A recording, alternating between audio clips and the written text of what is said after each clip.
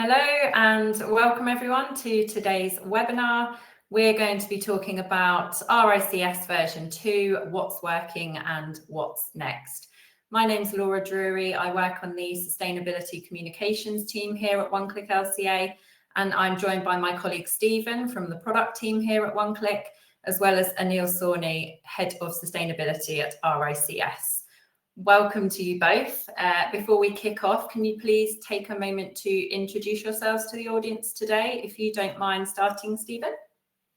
Definitely. Thank you very much for that introduction, Laura. So my name is Stephen. I'm a product marketing manager at One Click LCA. I'm involved in virtually all of the, communication about our tools. So very heavily have been involved in the development process of the RICS tools over the years. And Anil. Thank you, Laura. Thanks, Stephen. It's a delight to be on this webinar. Thanks, One Click LCA, for putting this together. As Laura mentioned, I'm head of sustainability at RICS. I have a global role. I work on the RICS software validation program. I'm also the chair of the ICMS standard setting committee and teach during free time at Boston University. I'm based out of Washington, DC. Amazing. Thank you both, and thank you for being here today. So before we get into the session, for those of you who aren't familiar with One Click LCA, we have a lot of people on the call today. So some of you may not be familiar with us. We're the global end-to-end sustainability platform for construction projects and products, with the mission to power the makers of a zero carbon future. You can learn more about who we are, the work we do, and who we work with at One Click LCA, and I'll drop the link to the website into the chat very shortly. If you are familiar with One Click LCA, you may have seen this news from June this year, when we became the world's first software to be validated by RICS through their whole life carbon assessment program. This was a milestone moment for us, so very exciting, and Stephen will be talking more about this later. But if you missed it, you can read the press release on our website. If you head to the resources section, you can see all of our recent news there. I'll also drop the link into the chat for that as well. And just another webinar that we have coming up, if you'd like to see what's involved in creating an RICS aligned LCA in the One Click LCA platform, you are more than welcome to join us next Tuesday, when Stephen will be joining us again for a live 30-minute walkthrough within the platform. So this is another link that I will drop into the chat very shortly. And finally, for me, just before I pass over to Anil, I'll briefly run through what you can expect from today's session. So Anil is going to be presenting an update from RICS about the standard and where they are on their journey since the launch happened. We'll then pass over to Stephen, who'll be presenting from the perspective of One Click LCA as a solution provider and highlighting some of the key insights from our own customer base as well. We'll then be discussing some of the key talking points about the standard and its adoption, and also what the future looks like before we move into a live Q&A. So if you have any questions that you would like to put to our speakers, please go ahead, drop these into the questions panel that you can see down the right-hand side of your screen. Drop these in at any point during the session, and we'll answer as many of those as possible towards the end. So without further ado, let me pass over to you, Anil. Thank you, Laura. Thank you very much. I'm here to give you the RICS perspective on our whole life carbon assessment professional standard, as well as the software validation program, our collaboration with One Click LCA. Thanks for those who have joined. I'm told we have over 200 registrations from all parts of the world. So that's very exciting. So many people interested in this very important topic. So my goal is pretty straightforward. I want to give you a background on WLCA Professional Standard 2nd Edition, the key objectives, drivers, and design principles. Give you a quick update on market adoption and global update. Some industry feedback, which Stephen and I would also be discussing after his presentation. And then what we are doing internally, some future directions, how we are receiving feedback and continuing to update our guidance and other aspects related to the standard. So let me quickly jump into what is the professional standard. If you think about it, it is a technical methodology for assessing carbon emissions, both for buildings and horizontal assets throughout their life cycle. So our standard looks at horizontal projects and vertical projects.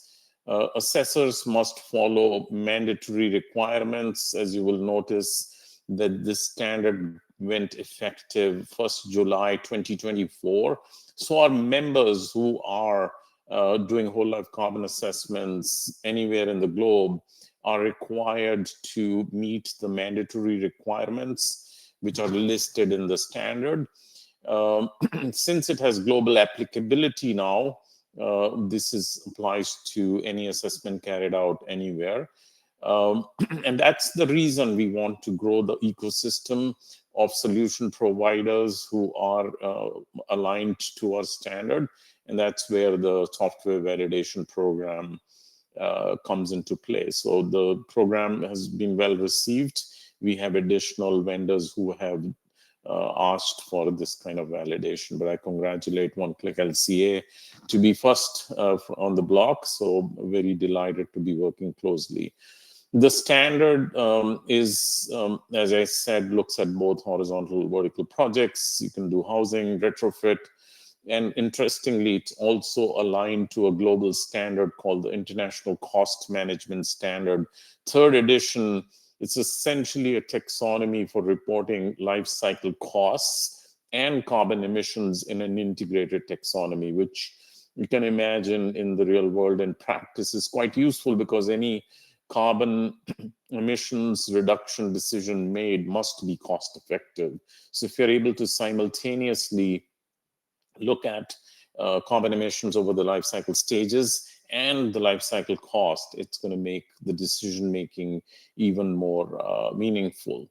The standard itself is very accessible. We have extensive explanation and diagrams that we use. I'll tell you a little bit more about resources on this professional standard. RICS and our members are not new to this. Some of our superseded standards, the journey began in 2012 by the release of methodology to calculate embodied carbon of materials. That's when the interest from our members came, and we started that obviously much before I joined RICS. And then in 2017, we released the first edition of the whole life carbon assessment for the built environment, which was primarily a professional standard guidance targeted towards UK, obviously to start somewhere. Then in 2023, we released the global edition, the 2nd edition. We are in version 3. So every edition based on market feedback and input may require some changes. Those are not new editions, they're simply new versions. So we are on version 3 of the 2nd edition, something to keep in mind if you're following our standard closely. Since 2023, we have had quite a bit of success in the utilization of our standard. By using the WLCA standard, assessors can estimate, obviously, the amount of carbon emitted over the life cycle stages. You can calculate and report embodied, including biogenic, operational and user carbon. You can, as an assessor, deliver against both government and client demands for building and infrastructure. You can meet client demands by measuring and managing carbon emissions in a reliable and consistent manner.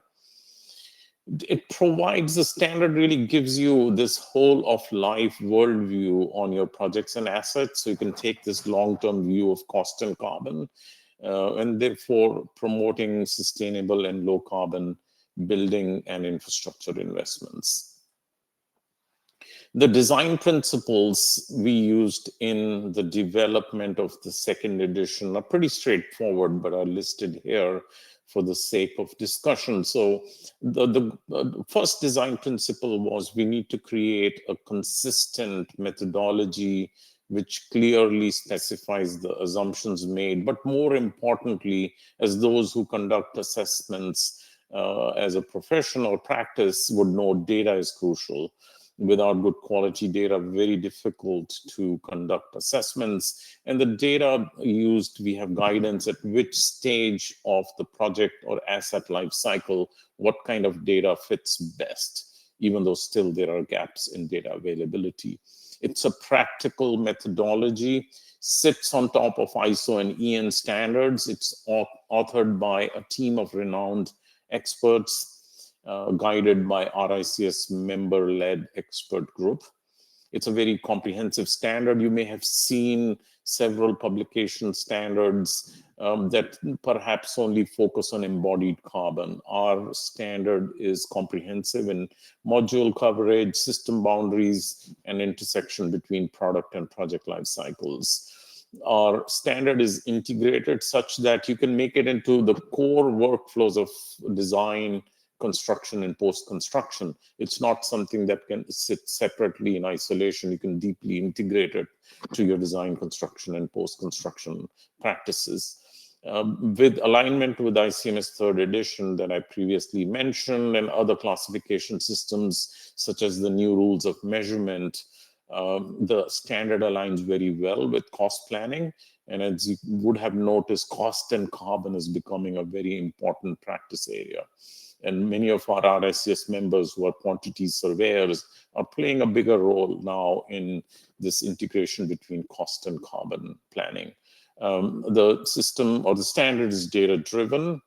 It can be integrated into BIM. One of the appendices shows how BIM-based workflows, digital workflows can be integrated. There's work already going on with some folks who are looking at how to extract BIM-based data and push that into our standard, and how best to align between these. One Click LCA provides that feature also. The standard looks at carbon cost and benefits and carbon management through systems such as PAS 2080-2023. The standard follows a very simple methodology or assessment process. For any project or asset, you would set your goals for the assessment, be it benchmarking. Maybe you're looking for a labeling program such as LEED 5.0 or BREEAM. So you set your goal, and then more crucially, you define your assessment in step 2, which is to define the scope. And the scope is defined through the selection of the information modules A, B, C, or D, and then selecting when you are carrying out that assessment: concept stage, detailed design stage, maybe post-construction stage. So we pick that, and then fix your assessment period, which is generally the reference study period. In the UK for buildings, 60 years; for infrastructure, 120 years. Then define the spatial boundary. Typically in most jurisdictions, it would be your property line. And then select the asset elements for your study. If it's a building, the standard provides you with building element categories. If it's an infrastructure project, then you can use the ICMS hierarchy to figure out which asset elements you're studying. Then you estimate the primary data for your assessment, which is project and asset specific. Once you have that estimate, you go search for carbon factors. That's the background or secondary data. You conduct the assessment, look at the results, and if required, repeat the process. So pretty straightforward overall high-level assessment process followed. Our module structure, which expands EN 15643, 15978, also provides a lot of guidance. Look at A5, for example. We provide guidance on A5.1, which is pre-construction demolition, if applicable. 5.2 for all your construction activities. 5.3 for waste and waste management. 5.4 for worker transport, which is optional, but let's say you're doing a large infra project in which workers are being transported along the length of that project, then in that case, worker transport related emissions can also be included. You'll see clearly defined embodied carbon, upfront, in use, and end of life. Our standard requires you to calculate biogenic carbon separately and report separately. The standard uses static LCA. Very few standards use dynamic LCA, but this is what our standard uses. There's been significant uptake in our use of our standard globally. Our WLCA hub page has close to 110,000 page visits, about 42,000 downloads of the standard and associated resources. Top 5 countries by page visits are the UK, India, Australia, the US, and Ireland. We won the Engineering Matters Award in 2024. We were finalist for the BCIA Award, the British Construction Industry Award, both for our standard and a tool that supports our standard, which is called the Built Environment Carbon Database. Several endorsements by Department for Transport UK, Zero Waste Scotland on the International Cost Management Standard, and Carbon Risk Real Estate Monitor, CREM, from Europe. Our standard is being used in infrastructure projects. As you can see on the screen, the Transport for New South Wales has adopted our ICS 2nd edition, ICMS 3rd edition, and PAS 2080 standard for doing their infrastructure pipeline, which is worth about $72.3 billion. So similar adoptions and implementations globally. I won't bore you, maybe one more. Expo City Dubai, we signed an agreement last year around this time, and they will be using our carbon reduction framework, which includes the standard and some of the supporting resources that we provide. So I was asked to talk briefly about industry feedback. As you can imagine, our members and other users regularly provide us feedback. We get lots of questions, clarifications, suggestions, issues, which we try and resolve with the help of our expert authoring group, some internally. These, if are universally required, we add them to an FAQ. Any changes that are meaningful, important for assessors, we can create a new version. It's currently, we are on version 3 of the 2nd edition. Developing the lifecycle management of a typical standard for our ICS is lengthy because we regulate against those standards. So it's very crucial we pace ourselves, take a prudent decision on new editions. So far, roughly 5-year cycle, but the pace at which things are moving, perhaps this may be shortened, but no current plans for a new edition. The overall WLCA resources that we provide, central obviously is our standard, which is free to download, PDF, you can use it.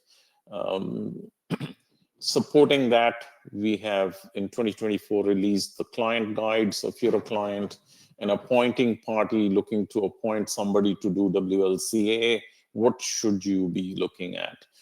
It's a high-level document, simple, doesn't go into the technical details. The standard itself is 220 pages. I have printed it, which is not a good idea, but just because of its complexity, it's on my desk and I keep revisiting it whenever needed. We also developed the global harmonization framework for WLCA. As Stephen, Laura, you would know, different parts of the world have different practices, but we can still harmonize, compare, and benchmark. So we have an harmonization framework. We have created a national implementation playbook. So if you're a country, government, sub-government, want to adopt WLCA, what steps should you take? A capacity building playbook for WLCA. We provide an introductory 3-part web class that's about 4.5 hours of online learning for our standard. We also provide 140 CPD 11-month certificate training on our 7-module WLCA program. We are here talking about the software validation program, and also we connect the standard and its resources to other databases such as our built environment carbon database, which is currently more UK, but we are in the process of collecting global data, and BECD would become a global database. The standard works well with the UK Net Zero Carbon Building Standard. My colleagues work very closely on the UK NZCBS and are part of not only the governing structure, but also the technical committees that are helping with this standard, which is a certification labeling program quite popular in the UK. And it's a good model to be followed globally. Global linkages, we work closely with Global ABC. I sit on the steering group of the Priority Action 1 Standards and Certification. I'm the co-chair of the Whole Life Cycle Policy Coalition, which is part of the Global ABC's Material Hub. We work very closely with World Business Council for Sustainable Development's MTAA Level 1 Interventions 3 and 4, which are essentially WLCA standards and data.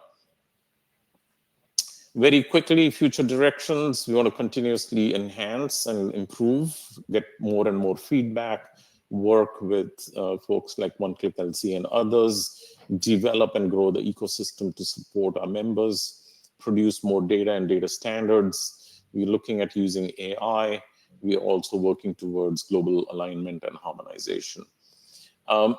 Internally, we have, like probably everybody today, we just created, I have built a little co-pilot agent. So our colleagues who just want to know a little bit about what is ICMS and WLCA can put a question in Microsoft 365 Copilot, and you can get, without reading the 220 pages, you can get some answers. It doesn't go search on the web. It only gives you, it's grounded to our standard and our supporting documents, templates, and other resources, reporting templates, energy supplementary table, as you can see. We also, from time to time, help our members get extract EPD data. So we built an AI agent through Llama Parser. This is an example of an EPD from Egypt. Generally, this is to help folks in the global south where availability of data is very low. So we can quickly parse, create a JSON file of the important piece of information, declared unit, GWP results, LCA results, and so on. Probably not needed if you're using One Click LCA. Our effort to globally harmonize WLCA is an important initiative. We last year released 7 dimensions to harmonize assessments globally, including information module, when you carry out assessment, the assessment period or RSP, the spatial boundary, the asset elements, data and uncertainty, and reporting. As you all would know, our standard provides extensive model to take care of uncertainty in the underlying data that you use for your assessments. So we're currently working on launching a new initiative called CLEAR. It's the Coalition for Life Cycle Emissions Alignment and Reporting, to basically utilize that harmonization framework, come up with guidance and high-level principles on how assessments in any part of the world can be aligned, and so that we can benchmark and we can compare with reasonable certainty. So it'll help simplify national regional WLCA methodology, build trust in carbon data, and accelerate delivery and decarbonization targets. Our goal is to set this up so that industry can come together. We will be the convening entity to make this happen. More information to come soon. We will probably be launching this in November, December this year. I know I'm a little over time, but thank you very much. I'll pass this back to Laura. Thanks, Anil. And yes, thank you for kind of condensing a huge amount of information into a short space of time there. That's great. So I'm conscious we have questions coming in quite rapidly. So I'm definitely keen to kind of keep the last 15 minutes or so free to answer as many of those as we can. But now we're going to hear from a slightly different perspective. So Stephen's been working closely with One Click LCA customers since the standard was launched. He's going to share some insight into the progress that we're seeing there. So over to you, Stephen. Thank you, Laura, and thanks, Anil. That's a very comprehensive view of how it has evolved so far. So I haven't been involved all the way from the start. So I joined One Click LCA just about after the first edition of the RICS standard. So I have some experience from that perspective. So we have, of course, always been working on this. And now that we are an RICS verified software provider, we, of course, have seen quite a few technical challenges with developing this. And of course, a lot of questions from the industry because we have a lot of people who are using our platform to do RICS version 2 standards. So I will take you kind of, let's say, through the developer perspective, how we have dealt with this and the user feedback and so on. So let me just put the next phase. So of course, we don't start developing when the final framework is out. We already start way before that because as Anil said, it's 220 pages. It's quite a bit to go through otherwise. So we started the process during the consulting phase. Already started, let's say, creating the skeleton frame of what the final tool was going to be. And of course, the scope of RICS version 2, it expanded very significantly. New modules, new type of scenarios, different type of end of life requirements and such. And then we had to see how we are gonna implement this in practice. How do we get this ready to a state that our customers can just use the tool, they input their data, they output a compliant report, and they provide that to RICS. So that is what we have to go through. So as I said, we started quite early on. Then, of course, when the final version was launched, there were still a lot of edits and whatnot based on industry feedback. We implemented those. And then we kind of went through, let's say, the bigger things to get ready. And quite a big one there was the building scenarios as options. There are, of course, still quite a lot of data gaps in the industry, but the guidance provides scenarios for this so that our users can still get, let's say, estimations for specific data groups, A5 being one of them. We, of course, want this to be as flexible as possible. So we always allow our users to also input this manually, but they can also use these type of scenarios. Thankfully, those were not completely new for us. We, of course, also have supported the RICS version 1 guidance and, of course, the Greater London Authority. So these already made use of scenarios to some extent. So we could adapt those and make it work. The version 2 guidance brought, I would say, the biggest challenge was the reporting. So we support, I would say nowadays, about 140 different standards, but none of them report in the same way. They all have unique ways of how it has to be reported and structured and whatnot. Many are quite similar, but when we, for example, got GLA, the reporting changed a lot. And under RICS version 2 also, the format didn't meet any of, let's say, our pre-existing reporting templates. So we had to develop something completely from scratch for this, which worked quite nicely, I think. I've gotten quite a lot of good feedback from this. Maybe that's also because people are still a bit getting used to the complexity of the old GLA templates. And then also one thing that was new was the data uncertainty metrics. We had a little bit of a similar system that we developed by ourselves, but now there was one by guidance. And with the data uncertainty metrics, you got a quite unique thing that there's different type of elements which contribute to these type of metrics. So some we could automatically calculate based on what type of data the customer was using. But of course, there are plenty others which we have to rely on user inputs like geographical reliability and these kind of things. So those that are user adjustable, we made them user adjustable. And I think in the end, we have gotten a calculation tool which serves the purpose for the RICS version 2 assessment very well.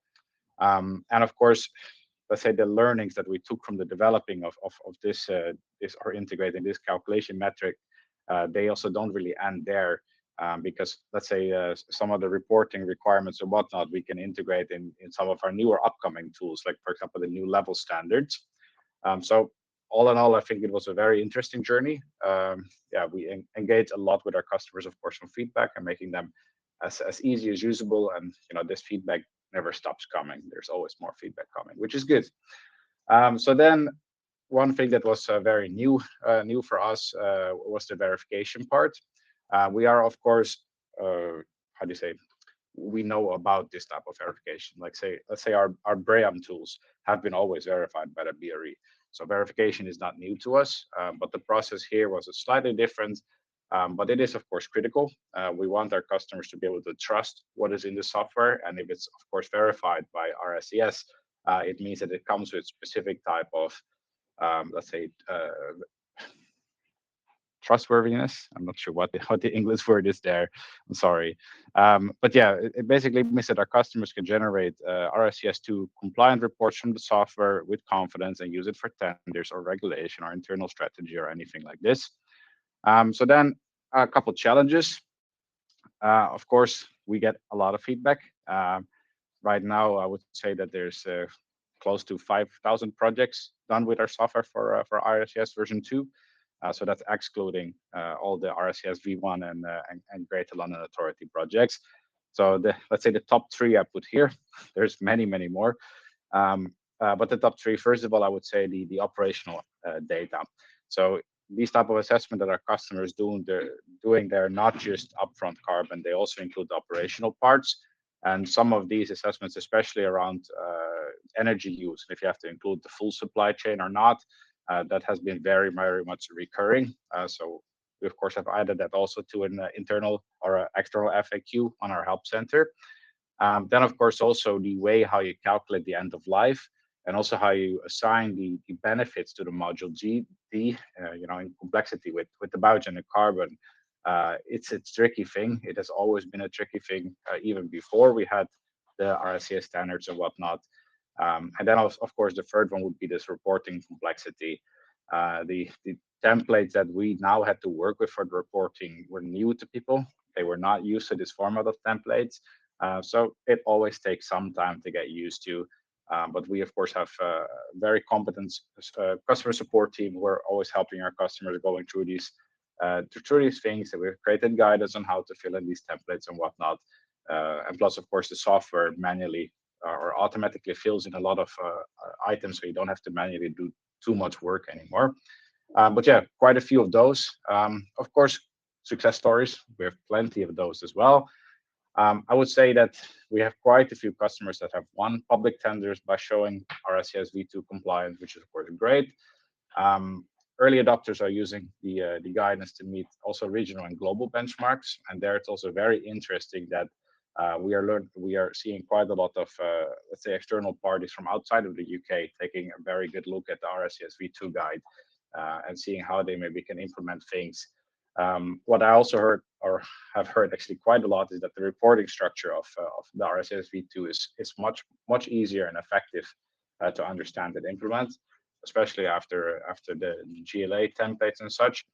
And of course, that there's quite a lot of lessons learned from outside of the UK on how specifically RICS handles specific modeling aspects to improve also their internal practices on whole life carbon assessment, which I think is a very good development. As Anil stated, it's not meant only for the UK; it's meant for outside of UK as well.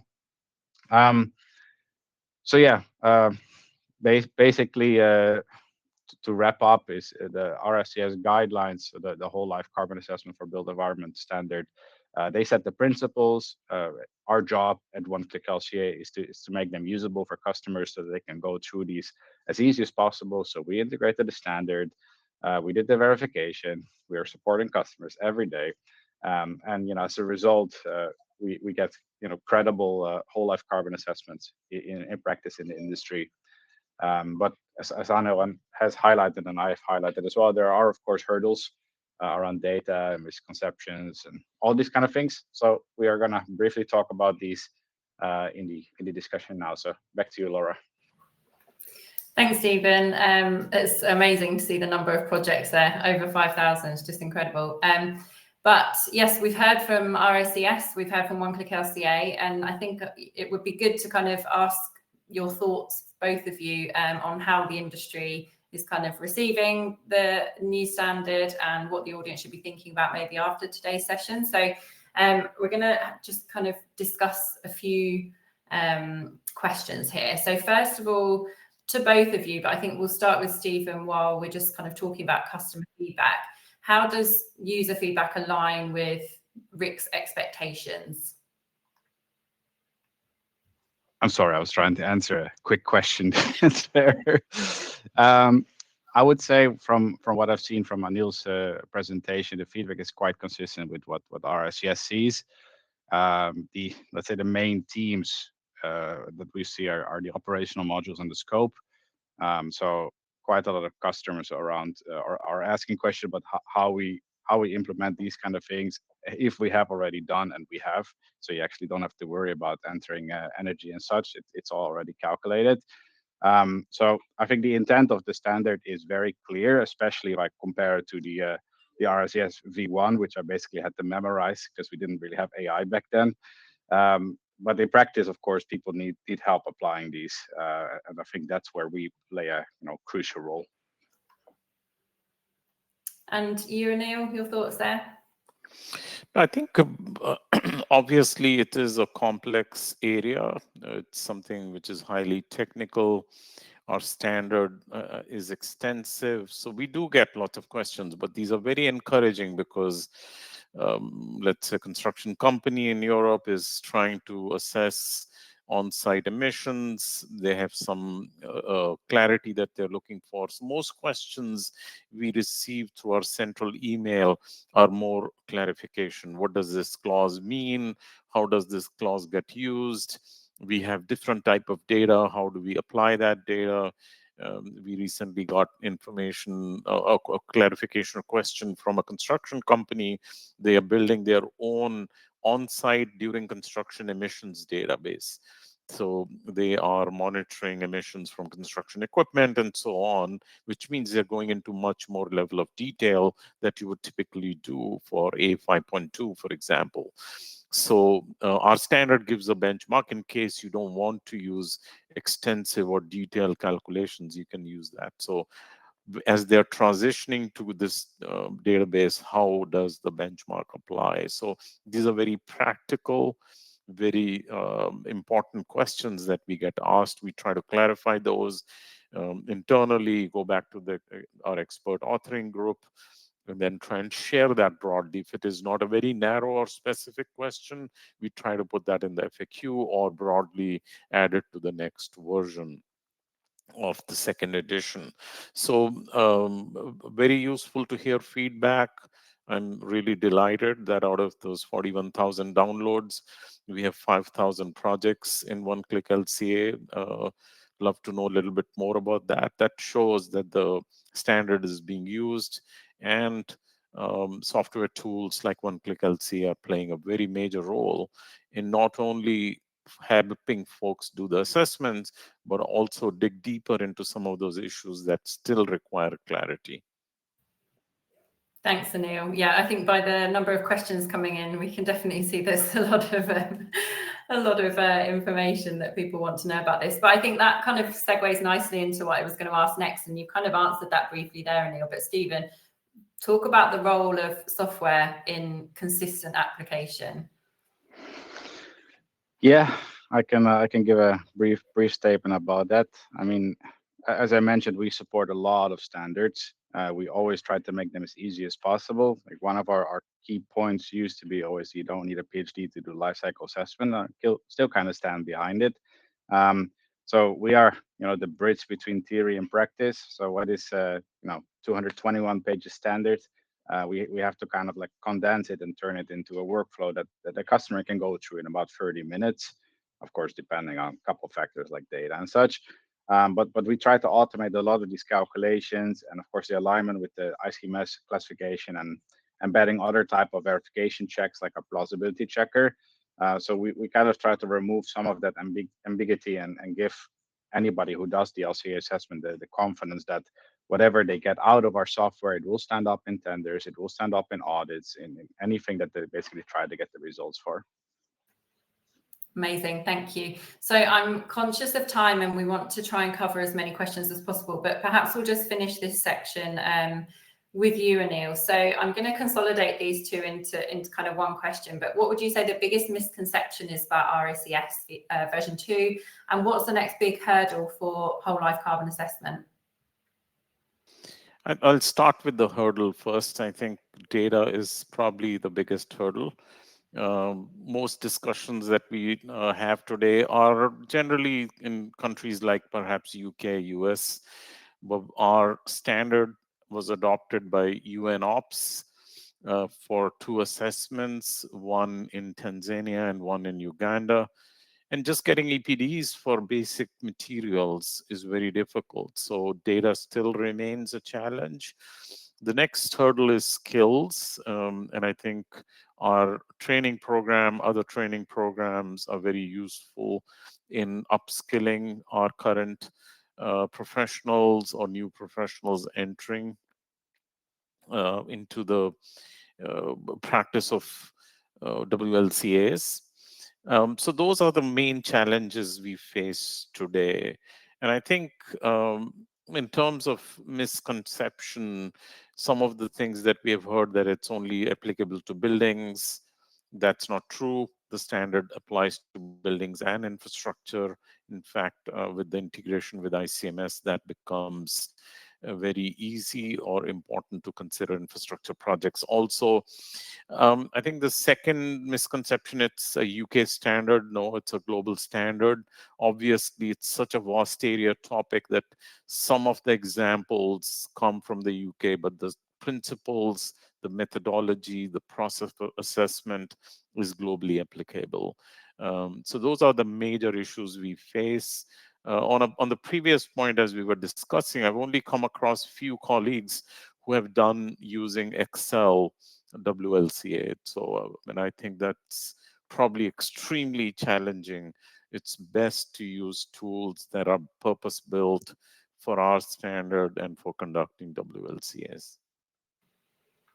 Brilliant, thank you. So I think we can move into some questions very shortly. Just very quickly, if you do want to book a demo with one of the One Click LCA experts, if you're new to One Click LCA, or if you're a current user and you want to schedule some time with your account manager, just go ahead and you can see a poll pop up on your screen now. Just answer yes in that poll and we'll get in touch very, very shortly.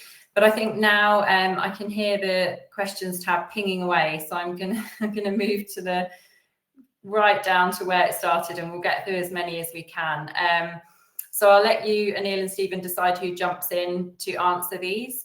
The first question we have from Lewis says, based on the format which the RICS V2 reporting templates take, I would assume that this standardization is in order for RICS to compile assessment data. Is this with the aim for RICS to produce their own whole life carbon benchmarks in the future? I think this one is for Anil, but I'll just press the button so you can see them up there, Anil. Sure, it's a very interesting question. First of all, let me say the importance of benchmarks is, all of us realize that it's very important to have, especially for early cost and carbon advice, you would need benchmarks. While data is private, you have to abide by all kinds of privacy security issues. We have created a database called the Built Environment Carbon Database. There is an agreement of data sharing within the ECD. So you can submit your assessments, and perhaps I'll talk to Stephen later to see how we can come up with a neutral format for data submission. So you have a one-click LCA assessment, you agree to sharing that assessment with BECD, which is free, open source. You can tap into all kinds of benchmarks. It's both at the entity or project level or asset level and product level database. So you can submit your assessment into BECD, using which we will be coming up with benchmarks, school buildings, perhaps in UK or outside of UK. That is the intent, but it's a pretty uphill climb, gathering those assessments, that data from assessments, and sharing it in a sanitized, compliant fashion. But yes, that is something that we are looking into. Amazing, thank you. The next question we have was from Mina. It's split into two. So it says, I have a query regarding the correct gross. I think it was already answered in the chat by oh, it's been answered in the chat. Okay, perfect. So then a question from Varsha, is the RICS 11-month training useful for beginners to whole life carbon assessments? I would say yes. There's more information on our website. You can visit rics.org/WLCA, which is our whole life carbon assessment hub. You'll find all information there. Obviously, assume you're from the domain. If you are from the construction industry, absolutely, perhaps you may consider doing the 3-part, 4.5-hour web class to get an introduction if you're completely new to WLCAs, and then decide whether you want to jump in, because it's a severe, it's a serious commitment. I shouldn't say severe, serious commitment of about 11 months, 140 CPD hours. We actually do a case study, and I'm discussing with Stephen how we can do that case study in a tool rather than manually or in some other fashion. So yes, absolutely, it's useful. Okay, excellent, thank you. Another question here. The RICS standard leans heavily on benchmarks from similar projects, especially for A5 stages. Is this something that One Click has built into the system? Yeah, maybe I'll take that one. So we of course have integrated the scenarios which are specifically mentioned in the RICS guidance. We also have our own benchmarks which we have created based on projects which are integrated. We of course have our Carbon Heroes benchmark, which is a whole life carbon benchmark. But there are plans to probably early next year start a new, let's say, benchmark system where we can also differentiate for specific standards or specific life cycle stages in that sense. So we could develop, even more, I would say, accurate A5 scenarios later. So there are multiple options. You can already record this, but probably we will offer more in the near future.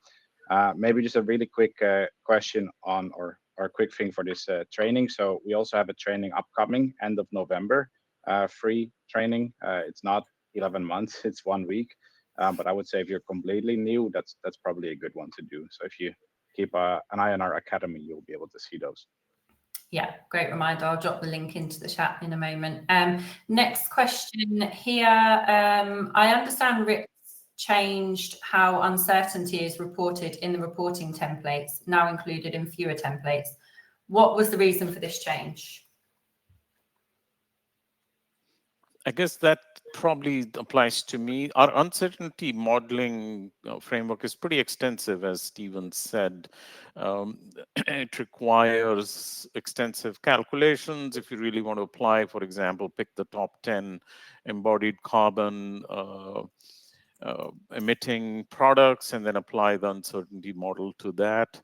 The reason was to simplify. We don't want to create unnecessary complexity in reporting. So that's the reason why it has been streamlined and simplified. And I'm really pleased that it has the modeling, uncertainty modeling feature in One Click LCA very well aligns with that. Plus, also the reporting is quite well aligned. And that's what we test in our validation scheme. So it's simplicity over complexity. Brilliant. Thanks, Anil. The next question is from Ralph. Does the panel have any insight on the adoption of Part Z mandating whole life carbon assessments to the building regulations by the UK government? I can just briefly respond. We are part of the initiative, Part Z initiative. And we can give you updates. Our updates are available on the RICS website. But yes, we are part of that initiative. And of course, as soon as there is guidance for this available, we will make sure our tools are aligned as well. There's a question from Lewis, but I'll really quickly grab a question from Gemma between this. So the One Click LCA accreditation is for the building module. Is there work being done to align with the EN 17472 module? Yes. Later this quarter, we will have a RICS v2 infrastructure tool, which you can use. So maybe then Lewis's question I'll put live now, and I think it's for Anil. Exactly. So will the MEP supplementary tables be updated? They give quantities, but not specs. So the benchmarks can vary significantly based on the assumptions made. The tables feel incomplete and too vague. We have received this input or feedback from several users. We are in the process of discussing that internally, but it'll require a little bit more effort and time. I think in our process of version 3, a version 4, which would be the next version of the second edition, these changes may be made, but I cannot at this time commit exactly what those changes are. But we have received this input from several users. Okay, thanks, Anil. So Stephen, you popped up the question here. In order to be I'll take this one. Okay. Yeah, so Lewis is having a question about the format of the reporting. So yeah, the RICS RICS v1 reporting tool it was different. So we have created this one to meet basically the reporting standards or as we need to. So yes, it probably doesn't do it per building element as we did there. We could look into potentially creating a secondary report that allows this. Best would be, Lewis, if you actually would contact our support team and raise this so it can be directly taken forward to our product management team. If you can do that, that would be great. Brilliant. So I think we've got so many questions here. Okay, go ahead, Stephen. Yeah, I definitely don't think we will get to the to the end of all of them, but that's fine. So there is a question: is it for me or is it for Anil? Let's see. Is there a concern about the updated depth of a WLC assessment in line with RICS v2 and the associated resource to complete one shall become prohibitive and actually reduce the usage in the industry as the time taken for an assessment has essentially doubled? I'm not really concerned. Maybe actually this would also be interesting for Anil to give his opinion on. So when I originally started with lifecycle assessment, people were doing A1 to A3, and that was kind of what was mandatory, and it was taking the same time, let's say, as now a whole life carbon assessment is taking. So I would say that with digitalization and getting the data in better standards, matching your data quicker and whatnot, eventually it doesn't take too much longer to get your assessment done. Like we all get far more, proficient at these type of assessments. So I'm not too worried. RICS is just pushing the standard for what a whole life carbon assessment will be. And we see that many countries that are adopting similar methods are getting more and more comprehensive. Like some of the assessment tools in other countries, we already have had to update like 9 or 10 times because they started A1 to A3 and now they're whole life carbon, and then they start getting scenarios and so on. So I'm not too concerned about this. Maybe Anil can give his opinion. Yeah, but I do see there are two equal opposing forces, right? Simplicity versus complexity. We have to strike a balance. If it's a very simple assessment, does it truly help in decision making? Does it really help in reducing carbon emissions from your assets? Versus, as you're pointing out, you make it so complex that nobody can use it. Obviously, we don't want to be in either end of that spectrum. We haven't heard too many, if I can call them complaints, that we can't do this because it's very complex. But it's something that is probably very important to keep in mind while striking that balance. Great, thank you. So I think maybe we've got time maybe for a couple more questions. Stephen, have you got any that you want to pull up that you can see? I mean, maybe this one is a very quick one for Anil. How do we get in touch with RICS if we have questions? Several ways. I think one would be to send an email to standards@rics.org. Go to our WLCA hub, which is rics.org/WLCA. The email address is there. You can connect with me on LinkedIn. You can send me an email. We are always responsive towards users of our standards. So there are many ways of connecting with RICS. Great, thank you. There is a question here regarding the calculation of biogenic carbon. Is it expected that RICS version 3 will adopt dynamic LCA? So let me clarify first. We are in our second edition, version 3. If we were to move forward, we'll be in our second edition, version 4. So version 4, I don't see that happening because dynamic LCA, the only standard that I'm aware of that uses dynamic LCA is the French RE 2020, in which for biogenic carbon, essentially you get a credit of, let's say 1 kilogram carbon dioxide equivalent when the product enters your system. And then let's say 30 years, 50 years later, when the product leaves your system, the dynamic LCA gives you credit for storing carbon for those 30, 50 years.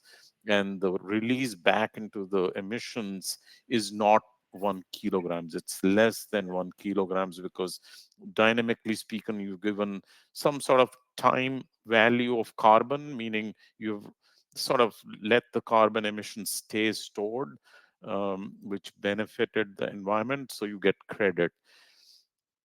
I'm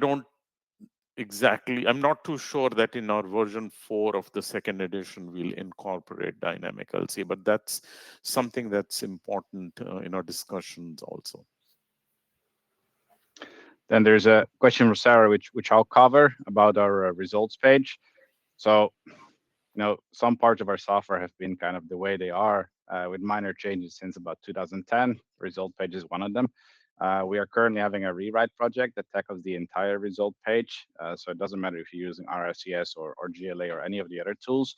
And when we are done with that, cannot exactly say yet when, then it should be much more logical to find these kind of things. Because these kind of issues that Sarah raised about where to find the figures and whatnot, it happens more and more often, especially with more complex standards. So yeah, we are actively working on sorting this out. Thanks, Stephen. So, okay, let's make this the last question. We could go on forever, I think, at the rate they're coming in. So this is a question, I'm not sure if it's to Anil or to me. So if you use A5.2, if you're using the RICS allowance, or the scenario of 35 kilograms per CO2 or how do you use it in the most impactful material assessment as required by the standard? Maybe Anil? Sure. We've received this feedback that we don't want to use the benchmark number that's given because we don't want to go into that level of detail. Whereas some folks are really doing A5.0 very seriously, in which they're actually looking at all on-site emissions during construction. You can't mix and match both. So you can't sort of say, I'll use the benchmark in some portions, that number that was shared, and also substitute some portions. You've got to probably at this stage go either just simplify, use one number. Second would be do your own calculations, ignore the number absolutely. I hope that's what the question was. I think given the number of questions, Laura, I don't know if this is possible. We could possibly download and Stephen and I can write up some answers, because if folks have taken so much effort to really ask very meaningful and interesting questions, we should try and at least respond at a high level. Yeah, absolutely. So we'll pull all of the questions together and we'll have answers over to everyone who's asked them. What we'll also do is produce an FAQ article document as well on our website, which has the recording of the session embedded. So make sure you sign up to our newsletter. The link's in the chat and you'll receive that directly to your inbox next week. So yes, great.